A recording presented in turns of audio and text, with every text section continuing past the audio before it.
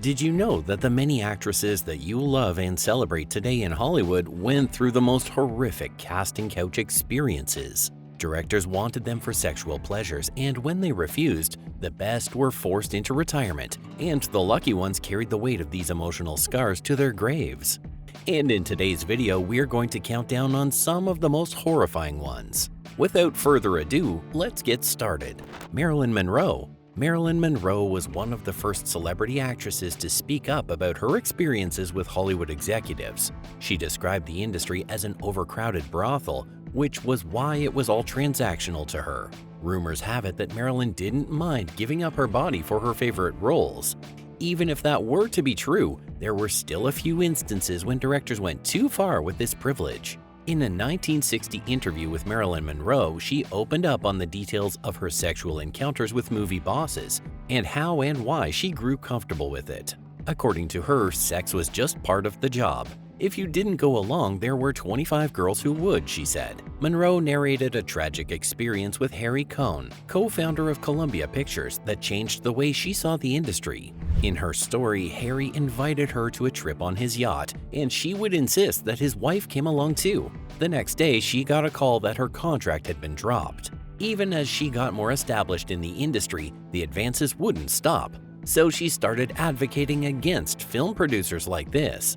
Monroe made it her personal duty to look out for new actresses, warning them to beware of these men in the industry. It was a long, sad, and troubled life for Monroe. After facing such heavy abuse at home, she would still not enjoy peace because of directors who couldn't see beyond her body. Ashley Judd. Ashley Judd is another actress who has a story like Monroe's. The only difference was that she was not going to survive after the attacks. Ashley is favorably known for her leading roles in box office success films like Kiss the Girls and Double Jeopardy. It was not until 2017 that we learned the real reason why Ashley's career took a very strange turn and why she has been struggling ever since. After 2 decades of being haunted by this experience, Ashley Judd finally came public with this sexual abuse encounter with film producer Harvey Weinstein. She described it as traumatic, and even if you refuse to blame it for the decline of her career, it did start the motion. According to Ashley's report, Harvey invited her to a breakfast meeting at the Peninsula Hotel in Beverly Hills in early 1997. She had hoped that this meeting would cement her chances of landing prominent roles in the industry, but she was in for the shock of her life. Ashley met Weinstein in a bathrobe, and he allegedly asked to give her a massage, after which she would watch him take a shower. Angry and frustrated, Ashley left the room, but she didn't know that Harvey was not done with her. He was going to do just anything to ensure that her career amounted to nothing. 2 years after this, Ashley was denied a major role in the Lord of the Rings trilogy. She knew something was wrong, but she never suspected Harvey's dirty hand in it. It was not until Peter Jackson confessed to her that the producer convinced him that she was a nightmare to work with, and that made him avoid her. Ashley Judd responded with a lawsuit against Harvey Weinstein, but unfortunately, the damage had been done already. Another promising actress sidelined because of a selfish director. Joan Crawford. Instead of the directors who made her a prey because of her body, Joan Crawford blamed her father and her stepfather for her ill luck in the industry. Growing up, Joan's father abandoned them, and her mother refused to learn from her pain. She continued to make the worst choices in the men she said yes to, and Joan suffered for it. The actress faced multiple sexual assaults from these men, and that changed her forever. At 17, she was already dancing in a strip club, and this was where she was spotted by scouts from MGM.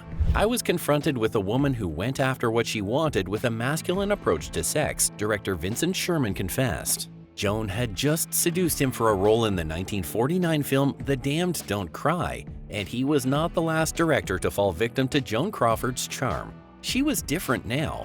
Joan learned early that the way to survive in the industry was to be a predator and not a prey. So she was always on the hunt for weak directors who had quality roles in the market. She got more than she asked for a few times, but that still wouldn't stop her. Joan shared the same view with Marilyn Monroe that sex in the industry was transactional, and all she kept trying to do was to make sure that she was on the most favorable side of that bargain. In all these, we still can't deny Crawford's talent anytime she was behind the camera. The problem was that her methods of getting there were sometimes a bit unorthodox. Shirley Temple. It's hard to understand why and how an actress who retired at the age of 22 would go through such heavy sexual harassment from the men in power in Hollywood. Shirley's story might just be the most ugly on today's list, and these men wouldn't stop coming for her until retirement became the only option to save her life. Shirley Temple landed her first feature film when she was just 3, and by the time she was 5, the young actress had starred in over 10 movies. As she progressed in her career, it got increasingly difficult to hide Shirley's torments, perpetuated by the men who had her in their films, and the ones she featured along with. In her 1988 autobiography, Temple narrates an ugly incident with MGM producer Arthur Freed. According to the former actress, Freed would go full nude in front of her, and when he saw that she wouldn't cooperate, he threw her out of his office. The story, unfortunately, wasn't going to get better. Shirley suffered so much at the hands of film executives, co-actors, and even her fans. In 1950, at the age of 22, Temple announced her retirement from the screen business, and that was why she had lived that long. Acting to her was a mistake that should have never happened. Fortunately, the later years of her life were less agonizing. She enjoyed a fruitful career in politics, but people still debated if anybody could recover from such heavy abuse. Helen Mirren. Helen Mirren is one of the top English actresses, best known for her features in films like The Queen, Excalibur, Gosford Park, and The Long Good Friday. We all knew that Mirren and director Michael Winner were not on the best of terms. We just didn't know why. It was generally assumed that this long-standing feud was because of what happened on the set of the 1978 movie The Big Sleep. Mirren had refused to perform a water stunt, and the director hurled insults at her. But even that, as inappropriate as it was, did not cause the rift between the two Hollywood stars. As revealed by Helen Mirren in the later years of her career, director Michael sexualized her in a casting session in 1964, and she never forgave him. According to the actress, the director ordered her to turn around and flaunt her body for him. "I was mortified and incredibly angry," she said.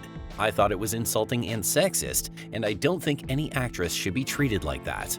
Winner tried to excuse it as a joke, but Mirren did not take it casually. "I don't remember asking her to turn around, but if I did, I was not serious," he said.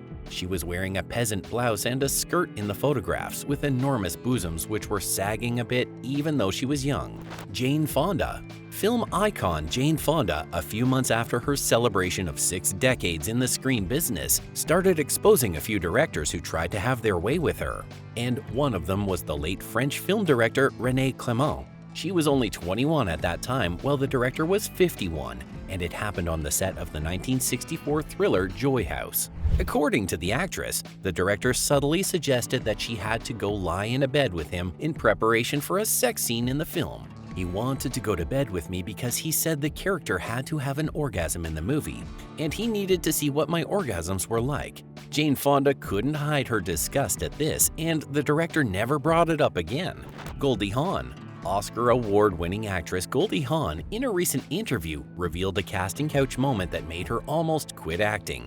It was with cartoonist Al Capp, and she made sure that he died before she came public with the truth. From Goldie Hawn's confession, Al had invited her to his home for a script review session. 19-year-old Goldie Hawn didn't think much of this, only to get there to meet Capp ready with his other plans. "Now I'm thinking to myself, I better let him know that I'm a good girl. I better let him know that whatever he is thinking is not going to happen," Goldie said. But that was not going to work on Al, who was already removing his clothes until he had everything in front of Goldie. When she tried to make a run for it, he threatened her that she was never going to be successful if she refused to embrace this part of the industry. Goldie Hawn said that she left Capp's house crying, and she had no money on her to travel back home. He was generous enough to throw her a $20 note, and this was an experience that never left her. Years later, Goldie was ready for revenge. She had just won an Oscar for 1969's Cactus Flower, and she will write a long note to Capp thanking him for not casting her on his show. Al Capp died in 1979 at the age of 70, and this was one of the very few instances in Hollywood when good prevailed over evil. Joan Collins. 91-year-old Joan Collins refused to take any secrets to the grave. If she was going to go down, she might as well drag a few Hollywood executives down with her. Hollywood legend Joan Collins had a trophy career that spanned nearly 8 decades, so she had a lot of stories to tell. According to her, sexual harassment is endemic in entertainment, and it has stayed this way since she was a teenager. This was why her father warned her against show business, and this is also why she never let her grandchild join the entertainment industry. Her welcome to the Hollywood world of the casting couch was when a director asked her to pull her top so he could see her cleavage. Joan thought it was a bit inappropriate, but she still did it, and that was going to be the last time. She revealed that her resolve was so strong that she readily agreed to miss out on the leading role in the 1963 Cleopatra when the focus shifted to her body. In her story, an unnamed executive proposed to get her an apartment, and his condition was that he would visit her twice every week. He even went as far as to guarantee that she would get the best pick in scripts. Collins only reminded him that he was married, and that was how she lost the role that she did 4 screen tests for. The role later went to Elizabeth Taylor. Even after her big role, producers wouldn't leave her alone. At any opportunity they got during screen tests, they would push her up against the wall while stroking her arm. It was really terrifying for her. The actress also said that she regretted not heeding Marilyn Monroe's advice about wolves in the industry. Marilyn had been abused by so many men and had done so many things to get roles that she didn't want to do, Joan said. Joan Collins doesn't think that the industry will get better, but she advises new actresses to stay smart. Susan Sarandon. Film executives love lonely and desperate actresses, and this was how Susan painted herself. So they all pounced on her. Sarandon is another heavily decorated actress in the industry. She's a recipient of multiple awards in the industry, and in 2002, all of it was crowned with a star on the Hollywood Walk of Fame. You might remember her in films like The Client, The Witches of Eastwick, White Palace, and Atlantic City, among many others. In 2012, in an interview with Elle, the actress opened the lid on one of her most traumatic moments in Hollywood. She was still new to the industry, and she would find out just how hungry a few directors were.